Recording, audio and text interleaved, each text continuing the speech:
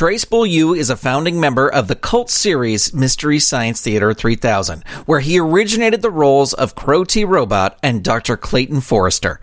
I talked to Trace about his work on Mystery Science Theater 3000 and what led him to puppetry in this special episode of Under the Puppet, recorded live at the National Puppetry Conference in July of 2019. You're listening to Saturday Morning Media. And now, back to our show.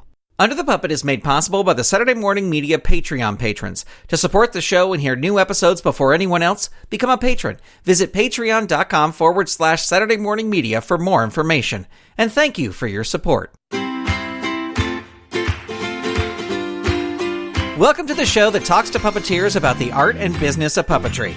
My name is Grandpa Choco, and this is Under the Puppet.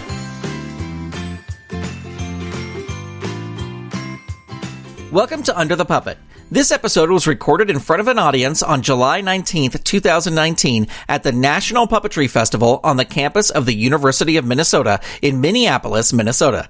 My guest that evening was Trace Beaulieu, who was the puppeteer of Crow T. Robot on the cult classic television series Mystery Science Theater 3000.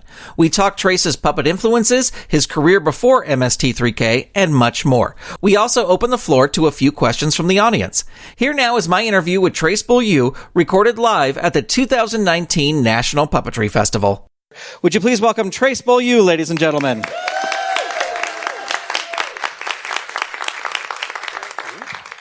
Well, Trace, welcome. Do you remember your first exposure to puppetry, either seeing it live or seeing it on television? Kukla, Fran, and Ollie. That was, I think, the first, and all the local TV shows, hosted by either the weatherman or, the news guy. We had Dave Lee and Pete. I don't know if people grew up in the Twin Cities. Pete was a little penguin puppet, but Dave Lee would interview kids in the peanut gallery so you could see his lips move. And I mean, there was no pretension of, any, magic of puppetry. It was a microphone in one hand and a puppet over here. But still, when you're a kid, that's totally believable. Right. There was another Axel's Treehouse. Do people remember that one? Yes. And there was the dog. Do you remember the dog's name? Bowser? Rouser? It was a dog. But that was, I think I was 2 or 3 when that show was on. But those are the kind of shows, those local shows that I was first introduced. Plus Kukla, Fran, and Ollie. And of course, later on, the Muppets, which, that's the best. Right. Were your parents creative at all when you were growing up? They were. My mom was a painter, and my dad built our house, and they were both kind of scroungers. My dad worked in the insurance business, and he was always picking up stuff that had been in fires. He had a piano that he restored in the garage that had been in a fire. All our clothing when we were kids came from fires. So that smell of electricity and bad carpeting, that's so romantic to me. It's just all my clothing smelled like, a disaster. Yeah. And it still does. Well, and I'm kind of jumping ahead here, but I know I read recently that you do art projects with kind of like found stuff. So it's kind of that same thing that you're... I do. I use a lot of expanded polystyrene just because I don't know how to throw it away. And it takes paint well. And so, I do little sculptures and stuff. Yeah. I've only had 2 shows. Usually what I do when I finish a piece is I put it in a box and put it in the garage. It's very Dada. Does it exist with the boxes closed? Ooh, I don't know. Unfortunately, it does because my garage is full of it. Junk. Yeah. When you were in school, did you perform in school? Like a lot of us that did Mystery Science Theater, we're all class clowns, or we wrote for the class clown. I was kind of both, transitioned into that. And then when we actually had plays and stuff in junior high and high school, I was terrible. I was absolutely terrible. But I was big enough ham and goofball to be part of all of that. But you loved it. Yeah. I loved it and, still love performing and Frank Conniff and I do a show called The Mads Are Back, just a live show, and we riff on movies. And once Frank is recovered, I don't know if you knew, Frank had quadruple bypass surgery about a month ago. I didn't do it. So we'll be back on the road, I think, in August in Chicago. Is that right? Something like that. I'm looking in. You don't know where we're going. Someone should know. Well, before you got to Mystery Science Theater, I read that you spent a little bit of time in a traveling ice show in Europe, and I would love to hear how that came about. Yeah. Well, I went to the University of Minnesota for almost a year, and then went a little crazy. And a friend of mine I'd grown up with, Paul Engler, we'd known each other since grade school, since kindergarten. He had gone to the Far East traveling and hooked up with Holiday on Ice, which was the European version of Ice Follies or Ice Capades. I can't remember which one. And he came back and he said, "You got to come back. It's so much fun." And I said, okay. He did not expect me to say that. So I went to Europe with him, and eventually they hired me after hanging around for a couple of days because another guy got fired who was even worse than me. So, I moved right up and did that. I mean, it was an ice show. I don't know if you've seen ever. Do they still have them? Do they still have ice shows? Well, like Disney on Ice, I think still tours around. It's a little more respectable now. But it was a great place for like Olympic skaters to go and have a career after Olympic skating. And I built props and ran spotlights, and we had big production numbers like Cinderella number, where these big dolls would come out and skate around, and Cinderella's carriage would come out with, horsemen and skates and stuff. And we had to take care of all those props. We actually had to cut them all down to fit in an aircraft so that they could go to the South American leg of the tour. So we took these beautiful, absolutely gorgeous props made in Cantagallet, and we had to take like a meter out of the middle of all of them and then stick them back together so they would fit in an aircraft container. And it was heartbreaking because these were beautiful, props and sets. And so I did that. I also glued glitter on barrels for the barrel jumper. Very glamorous. And also soaked his... He jumped through a fire hoop, so I would soak his fire hoop with gasoline. So behind the scenes, fun. Behind the scenes... You wouldn't even put on skates and were out there with Cinderella. Oh, no. I couldn't skate at all. We also had a chimpanzee in the show that did skate. Yeah. Skated better than me. And he had a little kilt. And his deal was he would come out and play badminton with his trainer. And then he would jump through his own fire hoop until the night I was put on that task. Oh, no. The human fire hoop jumper, his direction to me was to put as much gasoline on the hoop as I could get on there. So I thought it's good for the human, it's good for the monkey. And his fire hoop, Mickey, was his name. He could activate the fire from like a little switch. He was trained to go in. So he went over, skated, put his badminton stuff away, skated over to the fire hoop, and it was a woof, giant flames, and he went right backstage and into the dressing room. And he hated me after that. He would stand there backstage. We'd be loading. We had these big flats. There was a San Francisco earthquake number, and things would fall, and chandeliers would fall and break, and I would help Manuel, who was the pyrotechnician, load the pots. And Mickey would look at me with his fists were like tight little, and so he knew I was the guy.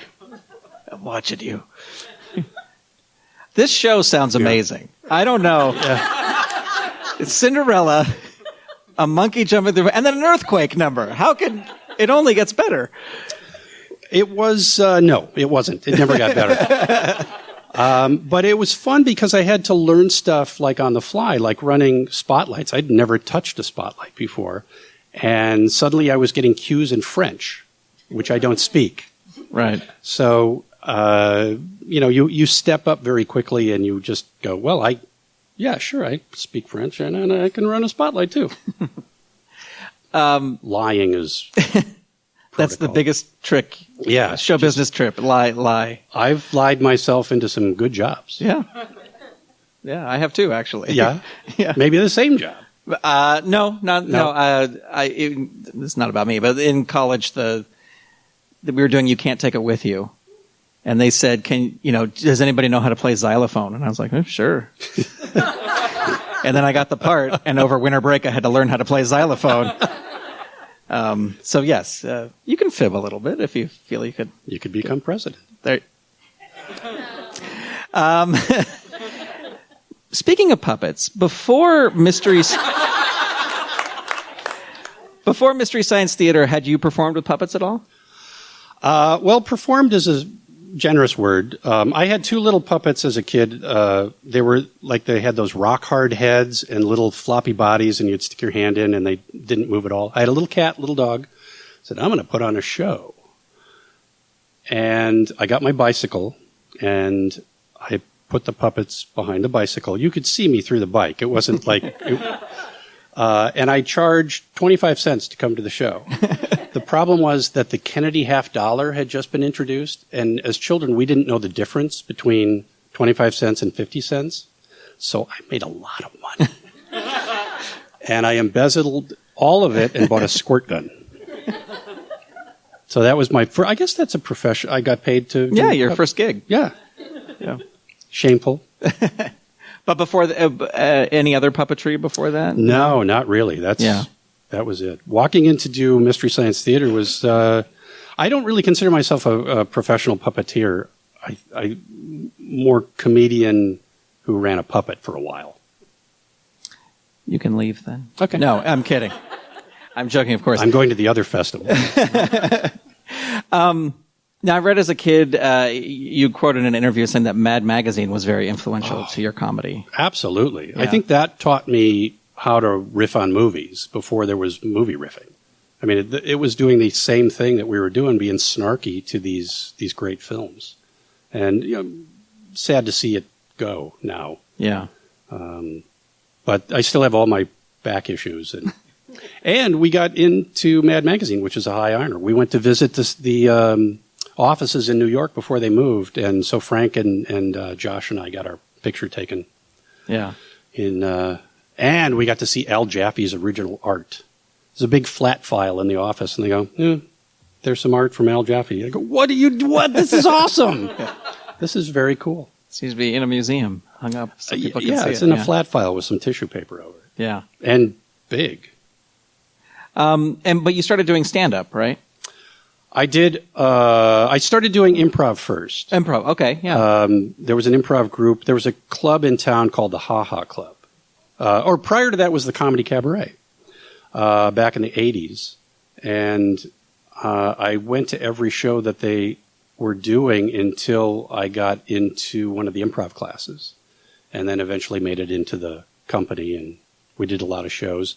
And then the comedy boom hit, and everyone realized they could make more money doing stand-up. So everyone kind of split and started doing stand-up. And I missed it because I liked the improv. I like working with a group of people. And stand-up, I just really never found my footing in it. Yeah. But it didn't matter because you could do stand-up anywhere. And a Holiday Inn, they would turn the heat lamp off the buffet, and that was the stage light. Literally. Yeah. My act would have been better if they just turned the light off, I think. Well, I was going to ask because I had read that you were involved in improv troupe. Do you think improv is a good skill for a performer to, not just even puppeteer, but a performer to study? Oh, yeah, definitely. Absolutely. Yeah. I'm not sure I like it as entertainment. I don't know if I like going to see it done, but I think it's a great tool to develop characters and develop a company and develop comfort with other performers and timing and all of that. I think the best improv set I was ever involved with, we had no audience. It was a Saturday afternoon rehearsal, and everyone was paying attention, and everyone was doing what you're supposed to do, and they weren't playing to the audience, and it was just really, really perfect afternoon. Yeah. Let's do this tonight when we do the show, right? Yeah, and then everybody goes back to their easy jokes and negating and all of that stuff. Yeah. Well, I know you've told the story 1,000 times, but let's go for 1,001. How did you get roped into performing on Mystery Science Theater? We had a writing room or a writing group that would get together at the library. We started at the Green Mill in Uptown, but we found that we mostly just drank beer and didn't get any writing done. So we moved it to the library, and Joel started coming to that, and Josh and Joel and I just kind of hit it off, and Joel said, "Hey, I'm doing this TV show. Why don't you come over tomorrow and help me with the TV show?" So we get to the studio, and he goes, there's some puppets over there. Why don't you pick them up, and we'll start doing the show. And we did. I picked up Crow because it looked interesting, and Josh picked up Cambot, which was then kind of rudimentary Cambot, and a very rudimentary Tom Servo. It was Beeper back then, and it just beeped. So it didn't really give him a great opportunity to improv or do voices, which he's really great at. So it quickly changed to a Servo, and that's where Tom Servo's mighty voice came from. Right, and this was just in case folks don't know, this was a local production here in Minneapolis, right? Yes. KTMA. KTMA. I think it was a UHF station at the time.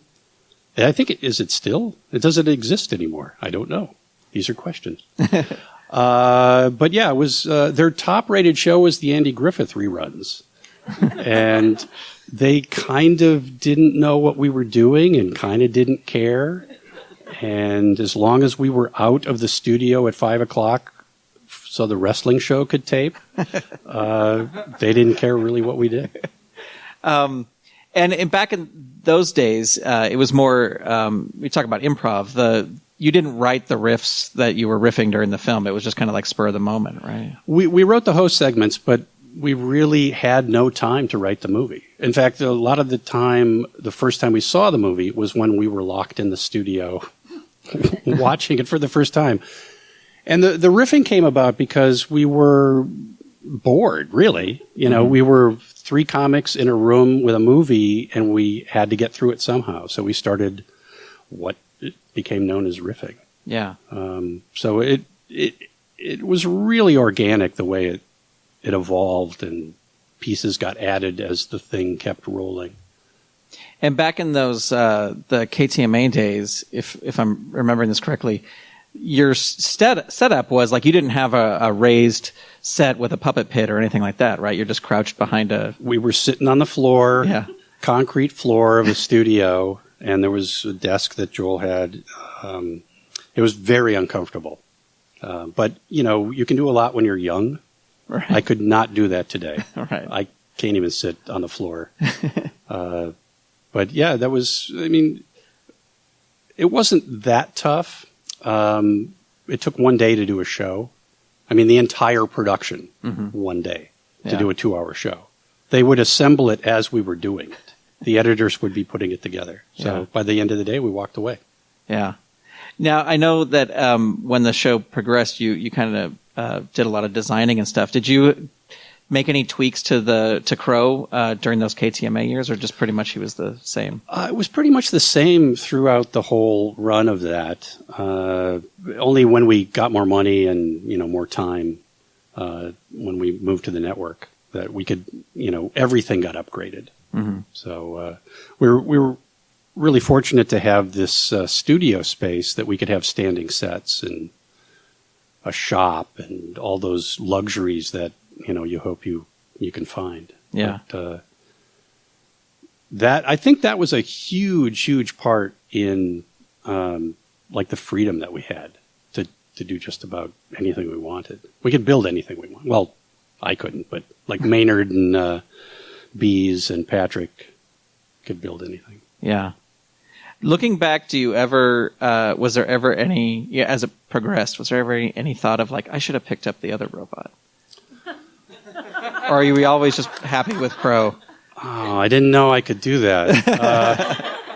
No, I was always happy with Crow. And as it evolved, it got more expressive. And it was, we all spent a lot of time with our own puppets. Right. Not in a weird way. That came later. But, as you tweak stuff and as you refine, parts on the puppet that make it perform better, like I was always like shaving inside Crow's, eye thing, that soap dish thing, to make his eyes move better inside, or refining stuff to make it sometimes harder to puppeteer. At one point, I had tried to make like a Steadicam rig for him because it's a heavy puppet, as you know. Yeah, it's like puppeteering an anvil or a carpenter square. It's like it's got that kind of. Well, and he's heavy, but he's also top heavy too. Yes. So it's like you're holding him down at this smallest point of his body. Yeah. Yeah. A lot of times we could rest him on the desk, rest that little skirt on the desk. Or when we did the movie segments, we had him on a stand, but I always tried to keep him moving, all the time. But yeah, we kept refining them as they went along, and they'd break. And I'm so impressed by people who have built their own puppets and they bring them to shows. And I go, those are so much better than we had on this show. These are pristine. Yeah. We had they were, falling apart and the paint was chipping off, and constantly painting them. That still happens. Yeah, does it? Yeah? I can speak from experience. It does, yeah. Well, I read that Crow's voice in the early days, like KTMA days, may have been borrowed from another robot you had performed at trade shows. Yeah. I had a series of weird jobs. One was being puppeteer for this robot at trade shows. I could have been the ketchup bottle, but I was the robot's cooler. Right, yeah. But I'd had a microphone in a paper cup, and then I was a remote control in a camera bag that I was running. So no one knew I was running the robot at all. And I'd go up to people and be rude and talk to them and stuff. And it was, I didn't do that very long. You don't really have to. You get it right away. Yeah. But that's kind of where the voice started. And then on KTMA, Joel wanted Crow to say, "Yes, Joel Hodgson," after everything he said. And I quickly dispensed with that because it was just too hard to maintain voices and doing different impressions and things with that kind of whiny voice. Yeah, and it was almost sort of like a robotic, like staccato-y type. Yeah. Yeah. Who were some of the influences for Crow's character? Groucho. My cat at the time. How so, your cat? I'd love to know. Well, if you've ever read Chuck-a-Muck, and Chuck Jones talks about Johnson the cat. Has anyone here read that book? If you haven't, it's the greatest character study that I've ever read, because this cat just appeared in his life and was very comedic and then just sort of disappeared.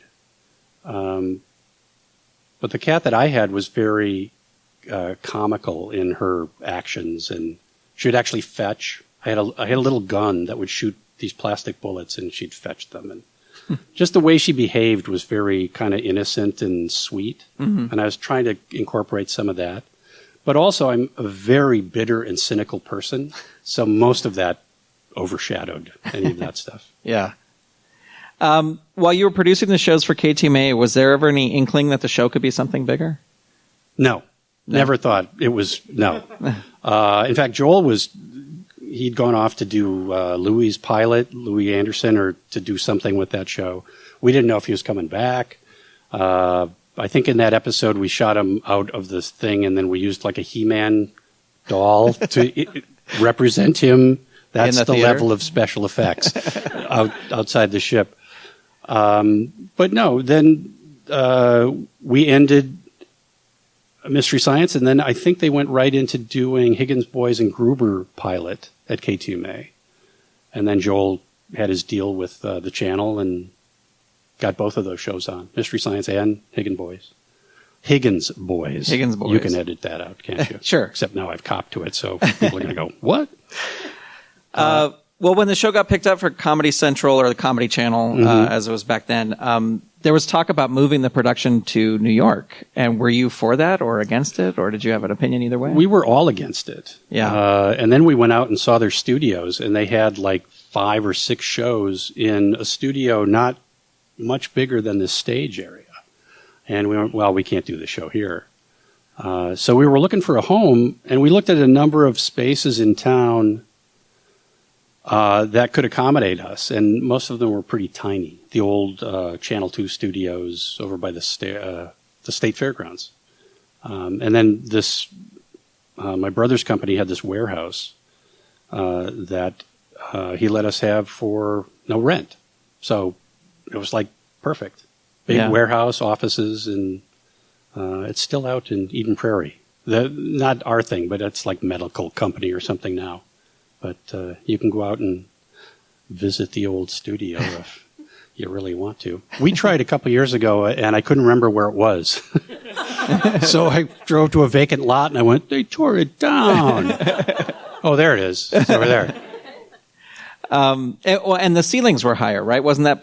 I had read something about the Comedy Central things in New York, like they had really low ceilings. Yeah, and we were like, we can't do puppets. 10 in or here. 12 feet. Yeah, it was just ridiculous. Yeah. We wouldn't have been able to have a raised stage, which we finally got to build in this space. Yeah. And it makes a big difference. If you're standing, you can be much more expressive and fluid than if you're sitting on the floor. Yeah. It's better for your back. In the KTMA days, were you using monitors to puppeteer to? Or was that something that came in at Comedy Central as well? I don't remember if we had monitors. I'm going to guess no, because of just the budget then. Mm-hmm. But you got to have a monitor. You have to have a monitor. Yeah. I've done other stuff with puppets where I didn't have I had no idea where the character was looking, especially running it remotely across the stage. It's like, can I have a monitor? No, yeah. No, we don't have money for that. And was it hard for you to learn how to use a monitor? Because I know when some people first use it for the first time, it's a little tricky. It's a little, but you get used to it pretty fast. Yeah. I mean, we were all just kind of dropped into this thing and learned on the fly. So, some of you could probably see some of the crudeness in those early days. Not that it got any better, really. It was pretty crude anyway. When you made the move to Comedy Central and you got a little bit more of the budget and the puppets all kind of got a bit of a makeover, mm-hmm. Was there any sort of modification you were like, listen, next time we build this puppet, it's got to do this? The eyes have to move. Yeah. Absolutely have to move. And I really wanted to make him a little bit, more of a chest area and incorporate other elements. Joel was supposed to have built these off the ship. So I was always trying to, like if you notice, Crow has a piece of gypsy tubing in his abdomen, mm-hmm. And try to like tie stuff together like that.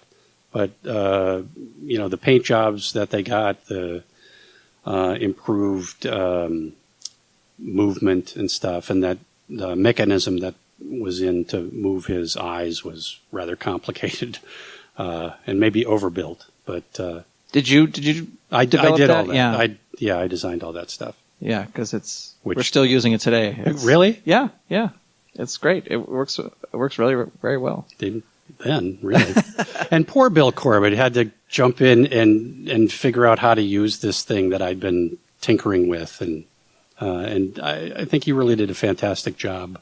Again, getting thrown at something that, he wasn't expecting. Yeah. Well, that's the theme of the show, right? Yeah. Getting dropped into something. Could you tell us a bit about the movie segments for the show and how those were filmed? At KTMA, we were like 2 feet off a wall because the camera had to get back far enough to make the silhouette appear in the right proportion to the the TV screen. Once we got to our own studio, I think that distance increased by 12 feet or something like that. But we were still sitting on little chairs. We either sawed the legs off lawn chairs, or then eventually we got these rocking chairs. But it was a Lumikey wall, and somehow they put it all together in the control room and matched our image to the movie. And so we saw our silhouette live on the monitor in front of us. Mm-hmm. It had a time code, and our script was time coded, so we could follow along and know exactly where the joke had to fit. But it is basically pretty simple. Yeah. And pretty, I think that was the only real electronic effect that we ever did in the show. We never did any green screen or any, except for the door sequence. The doors opened onto a green thing and then went through. You have to go down the hallway. Yeah.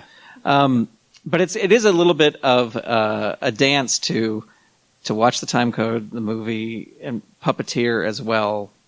It's a little, you have to keep on your toes. You can't just sit back and, Yeah, well, especially I always try to keep Crow moving or looking at different things. And I can't remember what the movie was, and I regret that I didn't get it lined up right.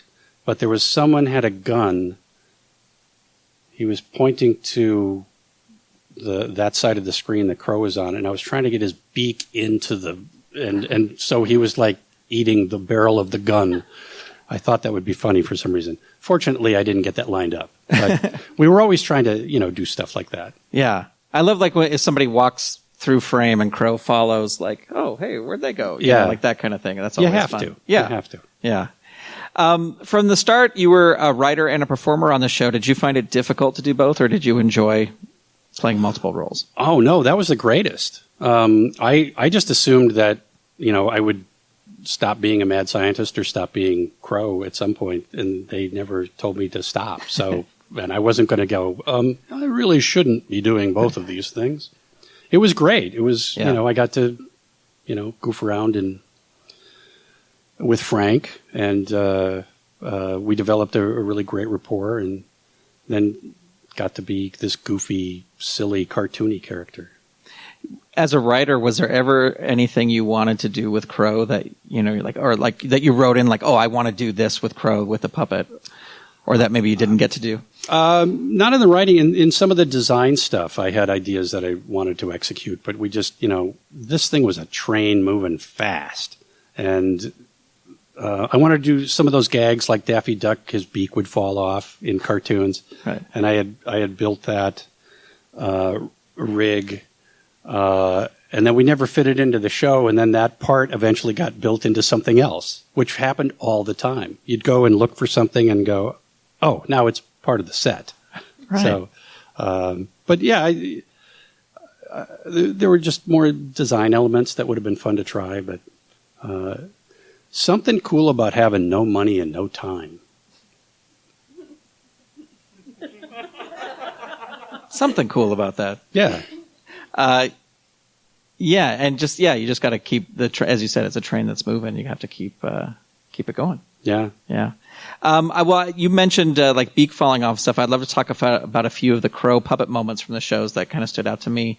And one thing I think is one of the best bits of puppetry on the show, and it's something that started in KTMA and then was brought over to Comedy Central, is Crow giving Joel a haircut. Yeah.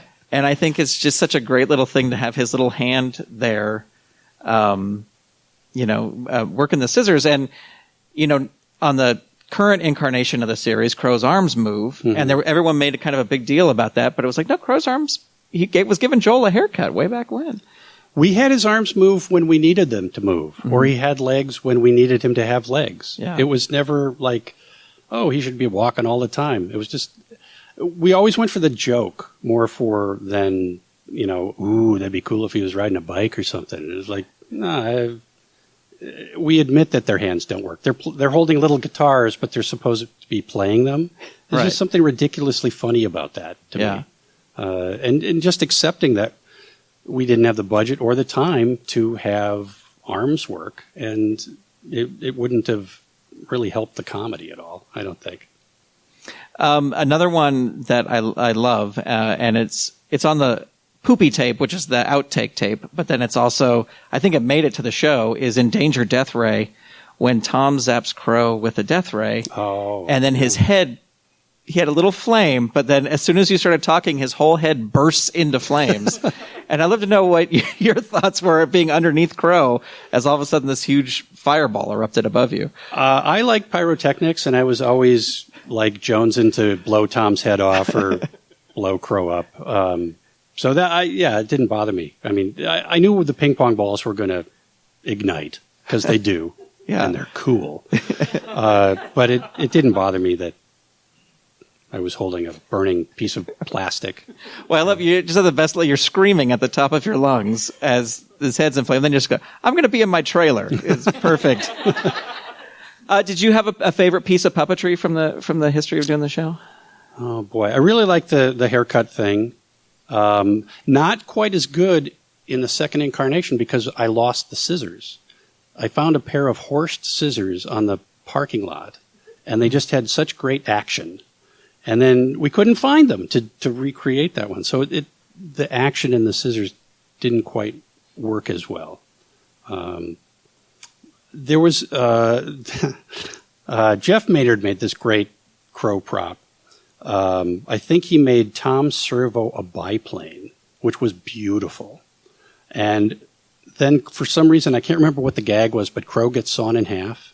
So we puppeted like both halves of them. I think Maynard was doing one half and I was doing the other, but we kind of were together and then split off. And I always thought that was kind of a fun, like Three Stooges, kind of a Warner Brothers kind of effect. Yeah.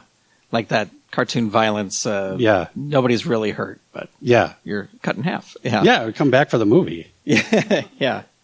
Now, the show has a tradition of one-take host segments. Does that add a lot of pressure to your performance? I don't know where that one-take thing came from. I think it took us several takes to get through a lot of those things. Oh, really? Okay. I thought host segments especially with Frank and I. Oh. Those took like multiple takes. And would there be edit points in there? Would you? Because I always thought it was like one camera, right? Yeah, like it was one continuous scene, but we did many. Right. Yeah, because you'd screw something up, or Crow wouldn't light on fire, or something wouldn't go right. Frank and I were always cracking each other up. There was one point where I was trying to suffocate him. It was in the sketch. And I think I was pushing on his chest, and he had eaten an apple or something, and I pushed hard, and the apple went right up into my mouth.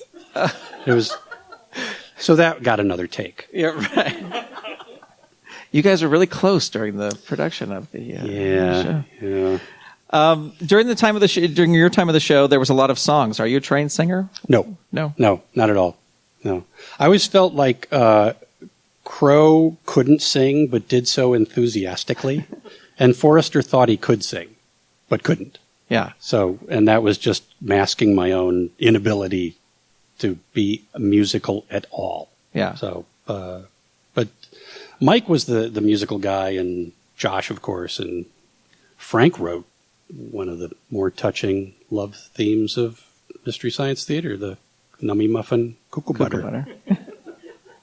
Were you just on board if they were like, "Hey, here's this week's song," or were you just like, "Oh boy, here's another song"? Were you? No, they were all fun. Like, Who Will I Kill? And there was one that was kind of painful. After we'd shot a Mad segment, we recorded, I guess I recorded, a song that we played for a table of executives at Universal when we were pitching the film.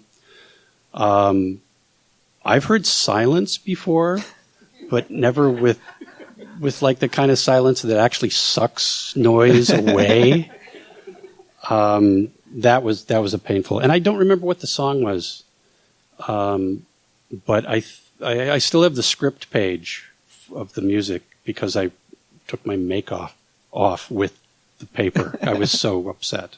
But no, I'm any ability to sing is not within my wheelhouse. Yeah. Well, how would you say Crow's character developed over the years? I think the voice got more comfortable. I think I finally relaxed and just said, look, I got to be somewhere between me and what I was doing because I've got to do these voices and stuff. It just got looser. I think he got goofier, maybe a little zanier, but you could say that about everything on the show. Kept just trying thing after thing. And I think that was the fun part, is just no one ever told us not to do something, which is the best. I mean, the guys from New York never really cared, as long as we delivered a show. I think the only note we ever got was early on in the script, we put Joel enters hammered off his scrawny ass as a joke. Of course he's not going to do that, but the network wrote back and said, we'd prefer him not enter hammered. They didn't make any note about his scrawny ass, but the hammered part. And that is also just like so rare too. And I think even back in the days you were making that thing, to not have any sort of involvement, it's just so freeing to not be. Because now you hear of projects where it's like, oh, there's 18 people who are saying which way the show should go. And when I got to network television, of course, it's broadcasting, so there's it's a different entity. There were more rules, and it was hard for me to adjust to that because I was still pitching stuff that's so esoteric and no one would get the reference. And that also was freeing too, is that we could just say anything we wanted. Reference Mike's stolen keyboard from an old girlfriend, and only the people in the room knew what that was. But somehow it, when you're doing that many jokes in a show, you get silly and add stupid things. Yeah. Well, in the past, there's been a lot of talk about the host's relationship with the bots. So it's like Joel's the father and Mike is like one of the guys. I would love to know your thoughts on what were Crow and Tom's relationship. Like, how were they? Because you and Kevin worked so well together as those characters. How do you think they related? They're like, brothers, really. Maybe antagonistic at times. I was trying to do with Crow to be a counterpoint to whatever Tom, he's real, whatever Josh or Kevin were doing. Sometimes out of belligerence, but also just to be a different note. But I think there was an antagonism, like any sibling rivalry. Tom would be very sincere and sing a song to his pet turtle, and then Crow had to come in and break the moment by making some kind of joke or something. And I think that's very close to my nature of ruining moments. I guess. I mean, that's totally Crow. It's him coming in at the last minute and being a smartass. That's all I've been my whole life. So blame my parents. Well, there have been stories about Jim Henson performing Kermit, and when he was done, he would just kind of like take Kermit off, put him on a table. Not that oh, that's Kermit. What are you doing? You can't. How were you with Crow? Like, when you were done, were you just like, whatever? Or was Crow? Did he mean more to you, and you kind of took care of him more?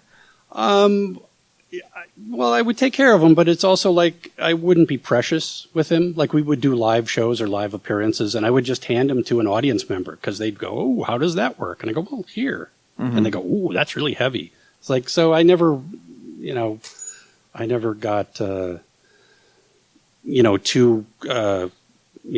like we talked about this backstage where when I was on AFE, the Muppets came to be guests, and they covered them all up.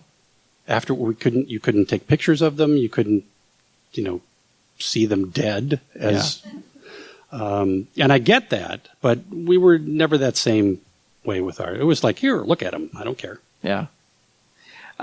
We've talked about we talked about Crow being heavy and being top heavy and stuff. Did you ever take any precautions to not injure yourself? Well, no, I never do. I never. Not in any part of my life do I ever do that. I don't remember really getting injured on that show at all, even with all the stupid, dangerous stuff we did and the pyrotechnics. I think most of it was like back pain. And I had forearms like a major league pitcher for a long time, just from the heaviness of that thing. Yeah. Well, after leaving the show, I know you came out to L.A. Did you ever audition for other puppetry work? Did you ever go out for other puppetry gigs? Yeah. There was a show. It didn't go. Mr. Potato Head. It was a live action puppet version of Mr. Potato Head, and I was auditioning for Mr. Baloney, who was a sandwich, a bologna sandwich, and he had been abducted by aliens, and he had a fork up what was supposedly his area. So I didn't get the. Was this a show for adults or kids? Or I don't know. You don't know? Yeah. I don't think it ever... It might be on YouTube. I should check and see if they ever came out with Mr. Potato Head. But it was a live-action puppet, Mr. Potato Head. Yeah. And, like any audition, they go, oh, they really want to see you. And you go in with your stuff and your pictures and things, and they're on the phone talking to someone else while they're talking to you. And they said, okay, well, we'll get back to you. And I hand them my Mystery Science Theater packet, and they go, what's this? They go, it's the show you said you do about. They go, I don't know. Hang on, I got a call. So that was my the one puppet audition I went on. They went after that. Mr. Baloney. Mr. Baloney. Well, we can only dream what Mr. Baloney would have been like. Could have had his own show. Spin-off. Sponsored by Wonder Bread. And now, just in general, how much do you feel that the voice of a character will influence the overall character? I think it's a big part, but for me, it's the whole performance. Being able to, completely control the thing and improv with it. Either improv with the script or improv physically. Try different things or react different ways. I don't know what the percentage is. I know that I've heard like 10% is the voice and the rest is the character. From Frank Oz, I think in an interview said that. I would go with that ratio. Yeah. He's the king. He is. Well, as someone who's made a career out of watching so many films over the years, and even now with your show with Frank, do you have any favorite puppet films? I like the super marionation stuff, all that Thunderbirds, Fireball XL5, all that stuff. I think you posted Felty Face. Randy Feltface? Randy Felty Face. Yeah, from Australia. That's my new favorite thing ever. Have you guys seen this? Randy Felty Face? Look it up on YouTube. It's awesome. Yeah, he's Heath McIver is the name of the puppeteer, and he does like hour-long stand-up shows just as his puppet character, Randy Feltface, and it's hilarious. It's amazing. Yeah. Another thing that's very inspiring is the TV guys, the Transylvania TV group. I don't know if any of them are here. Yeah. I'm glad I said something. I think that's the closest analogy to Mystery Science Theater is they did the show from here on their own, and it's like a huge success. And when I saw these guys, I don't know, 5 or 6 years ago, I went, I want to work for these guys. Mm-hmm. And you did do a little work with them, right? Like we did Vermin. Vermin, yeah. Although I'm terrified of soft puppets. I'll just have you know that. Surprise! Come on up. No. It's the moment I was waiting for. The Muppets! Here they are! If people would like to follow, we're about to going to wrap up here, and if folks have questions, we have a microphone set up here, so if you'd like to ask questions, you can. But as we wrap up, if folks would like to follow you online, where can they check you out at? Nowhere. Okay. I'm not on Twitter, and I'm not on Facebook, and my website has never really been activated. So if you'd like to call me, I do take calls mostly in the evening. Okay. Come to our live show. Frank is better at posting stuff on social media. I think our next show is in Chicago with the Hollywood Boulevard Theater, and then we'll be posting the tour schedule once Frank is back on his feet and able to travel. Okay. We'll be posting all of that stuff. But I'm not a social guy. Yeah, no, that's fine. What has been the highlight of your puppetry career so far? Well, definitely Mystery Science Theater. Mm-hmm. I developing Crow and working that character. Who wouldn't want to do that?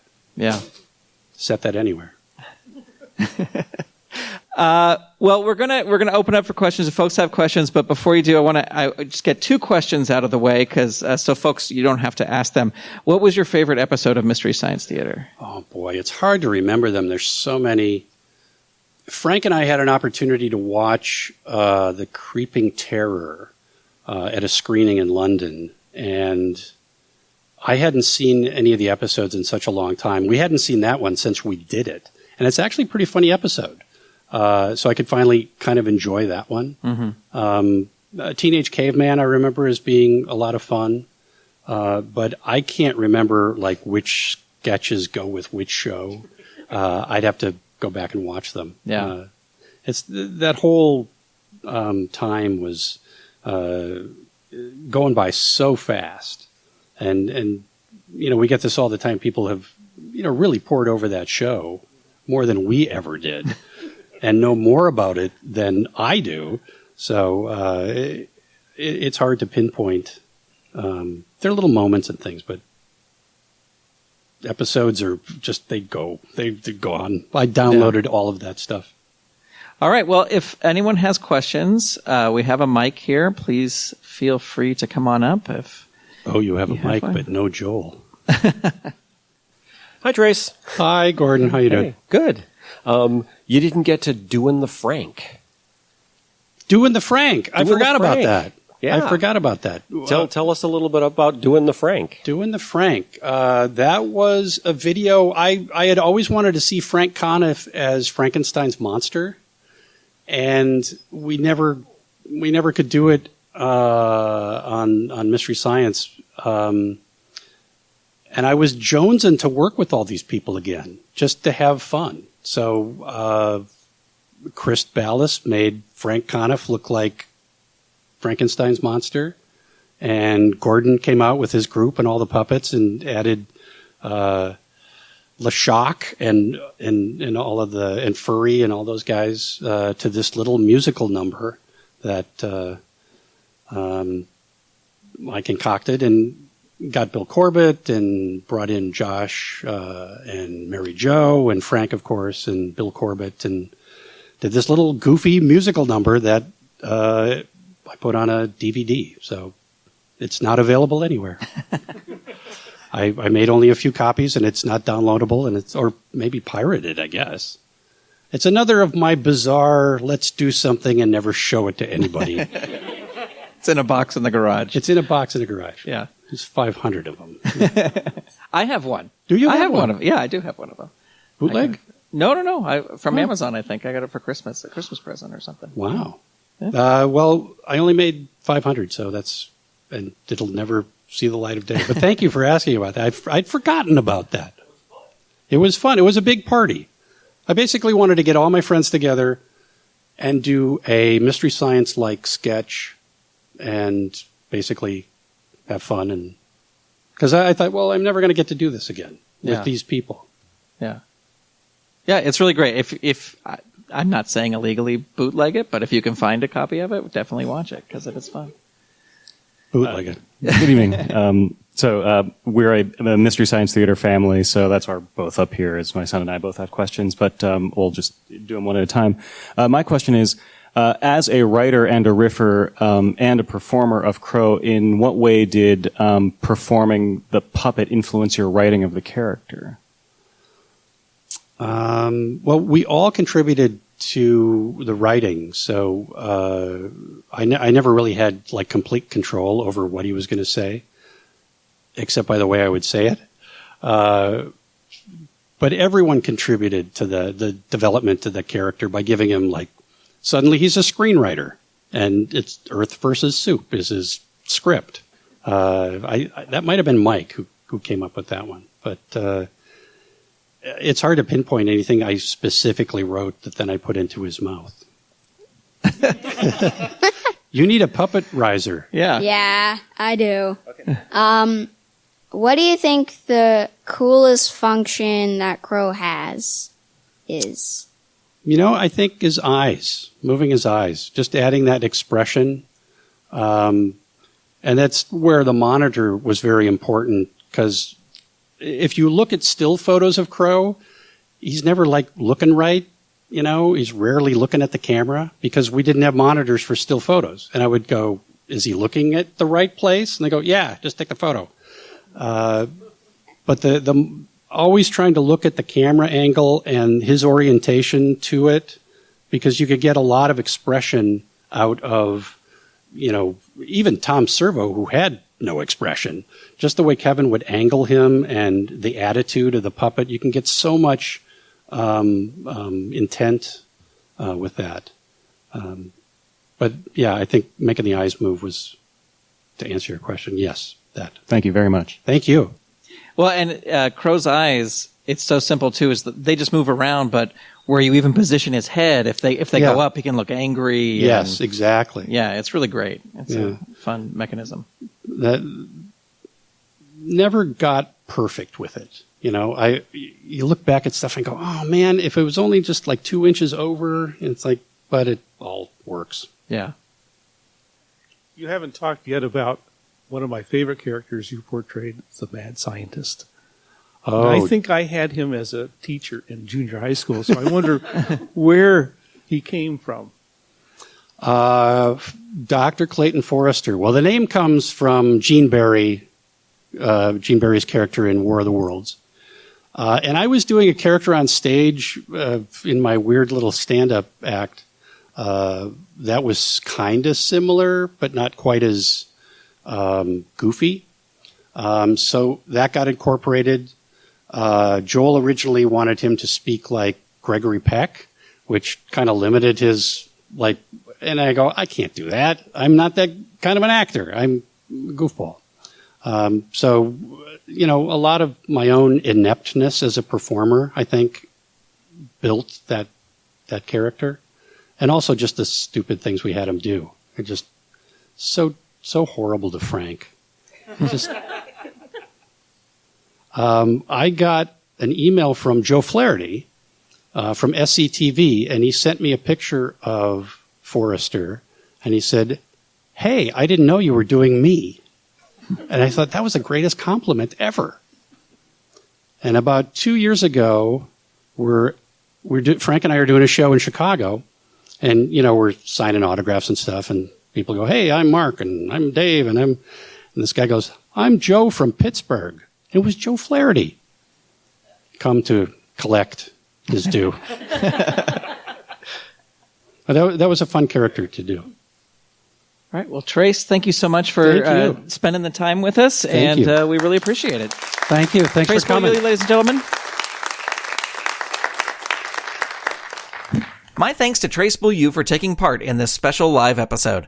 I'll have links to Trace's various projects, including The Mads Are Back, in the show notes for this episode number 32, over at underthepuppet.com. I'd like to thank all the folks who came out for this live show. You were a fantastic crowd, and I'm so grateful that you were there to join in the fun. Thanks as well to National Puppetry Festival Director Kathleen Conroy for her help in making this show possible, as well as the entire staff of the National Puppetry Festival and Puppeteers of America. For more information about the Puppeteers of America, visit puppeteers.org. And finally, a special thanks to Nathan Taylor and the stage and tech crew at the University of Minnesota. Well, that's going to do it for this episode of Under the Puppet. I welcome your feedback via email at hello@SaturdayMorningMedia.com or via Twitter, where the show is at username Under the Puppet. You can also find the show on Facebook by searching for Under the Puppet, and now you can find the show on Instagram by searching for, guess what, Under the Puppet. I want to hear your suggestions for questions I should be asking and for future guests. Let me know who I should be talking to. Thank you so much for listening. I'll talk to you next time right here on Under the Puppet. This episode of Under the Puppet featured music by Dan Ring and was edited by Steven Staver. Under the Puppet is a production of Saturday Morning Media and is made possible by the Saturday Morning Media Patreon patrons who've gone to patreon.com/Saturday Morning Media and set up a monthly pledge for as little as $1 a month. Patrons get new episodes before they are released, behind-the-scenes information, and exclusive bonus content. If you'd like to support this show and the other fun content from Saturday Morning Media, become a patron. Head on over to patreon.com/Saturday Morning Media and set up your monthly pledge today. You can also tell a friend about the show or leave the show a review on Apple Podcasts, Spotify, Google Play, or wherever you listen to your podcasts. Thank you so much for listening. Under the Puppet is copyright 2019 Saturday Morning Media Grant Pachoco executive producer. All rights reserved. www.SaturdayMorningMedia.com. You've been listening to Saturday Morning Media. Stay tuned. We'll be right back.